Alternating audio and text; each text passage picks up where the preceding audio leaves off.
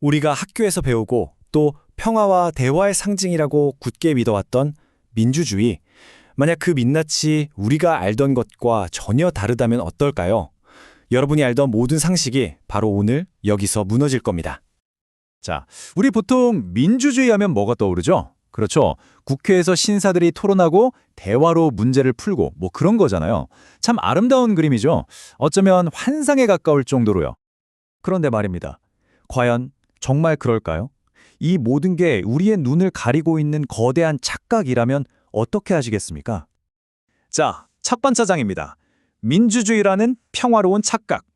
우리가 얼마나 순진한 믿음에 빠져 살았는지, 그 환상이 어떻게 산산조각 나는지 지금부터 똑똑히 보시게 될 겁니다.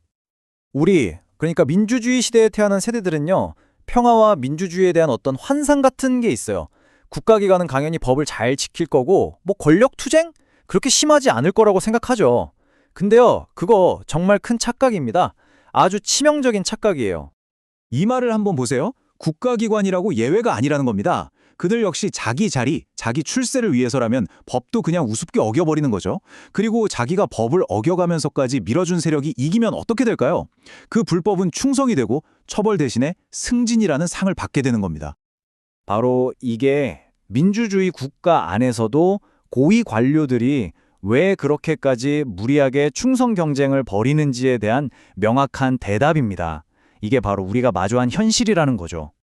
자, 이제 이야기의 심장부로 들어가 보겠습니다. 우리가 신성하게 여기는 그 한 표, 그 투표가 사실은 피만 안 흘릴 뿐 전쟁터나 다름없다는 진실을 마주할 시간입니다. 민주주의는요, 권력 투쟁 자체를 없앤 게 아닙니다. 이걸 꼭 기억해야 합니다. 폭력과 죽음이 난무하던 그 끔찍한 권력 투쟁의 방식을 그냥 투표라는 형태로 바꿨을 뿐입니다. 포장지만 바꾼 거예요. 그 속에 잔혹한 본질은 그대로 살아있는 거죠. 권력투쟁이라는 게 얼마나 무서운 거냐면요. 이게 바로 아담이 저지른 원죄의 본질이고 심지어 사탄이 타락한 근본 원인이라고까지 말할 정도예요. 그만큼 무시무시하고 비정한 세계라는 겁니다. 그러니까 민주주의 국가에서 벌어지는 권력투쟁이 옛날처럼 칼 들고 싸우는 것보다 덜 심각할 거라고 생각한다? 그건 정말 거대하고 또 치명적인 착각입니다. 위험이 사라진 게 아니라 그냥 우리 눈에 보이지 않게 숨었을 뿐이에요. 그렇다면 이 보이지 않는 전쟁터에서는 도대체 어떤 무기들이 사용되는 걸까요? 여기 답이 있습니다. 물리적인 폭력 대신에 국가적, 사회적, 법적 폭력이 그 자리를 차지했습니다.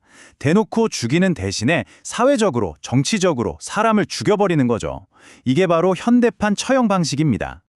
현대의 전쟁터, 즉 선거판과 그 이면은요, 그야말로 아수라장입니다. 온갖 거짓말, 왜곡, 선동이 넘쳐나죠. 관료들, 심지어 무력을 가진 경찰까지 동원돼요. 그리고 당연히 의문사 같은 그런 묘묘한 죽음들도 발생합니다. 이제 시간을 거슬러 올라가 보죠. 인류 역사상 가장 잔인했던 권력 투쟁의 시대로. 바로 왕정시대입니다. 그리고 놀라지 마세요. 지금 우리가 사는 세상이 그 시대와 본질적으로는 하나도 다르지 않다는 걸 알게 될 테니까요. 기억해야 합니다. 왕정시대의 권력을 잡는다는 건 할머니가 손자를 죽이고 아버지가 아들을 죽여야 한다는 의미였습니다. 아들이 부모와 조부모를 죽이기도 했죠. 이게 바로 권력의 민낯, 그 본질이에요. 핵심은 이겁니다. 그냥 눈에 보이는 폭력과 명백한 정권살인이 없을 뿐이에요. 그 외의 모든 것은요, 과거 왕정시대의 그 잔혹한 정치투쟁과 똑같은 선상에서 봐야 한다는 겁니다. 형태만 바뀌었을 뿐 내용은 똑같다는 거죠. 지금 이 민주주의 시스템이 돌아가는 게 사람들이 착해져서, 도덕성이 높아져서라고 생각하세요? 천만에요. 우리 선조들이 인간의 그 지독한 권력욕과 이기심을 역으로 이용해서 서로 물고 뜯고 견제하면서 균형을 맞추도록 아주 절묘한 시스템을 만들어놨기 때문일 뿐입니다. 그러니까 절대로 착각하면 안 됩니다. 민주주의 국가의 정치인이라고 해서 그 본질 자체가 독재국가나 왕정시대의 정치인들과 다르다고 생각해서는 안 된다는 겁니다. 인간은 변하지 않았습니다. 그렇다면 이 지옥 같은 싸움에서 살아남고 이기려면 우리는 어떻게 해야 할까요?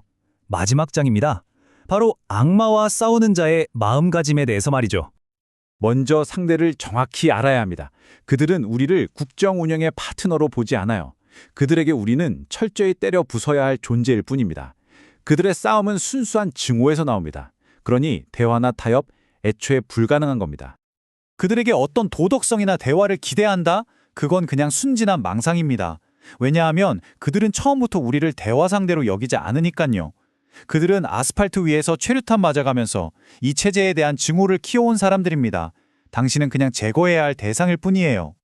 따라서 결론은 하나입니다. 이 싸움에 뛰어들 땐 진짜 무시무시하게 잔혹하고 일말의 자비도 없는 사악한 악기랑 싸운다고 생각하고 달려들어야 합니다. 이것이 바로 우리가 마주한 현실이고 우리가 가져야 할 유일한 마음가짐입니다.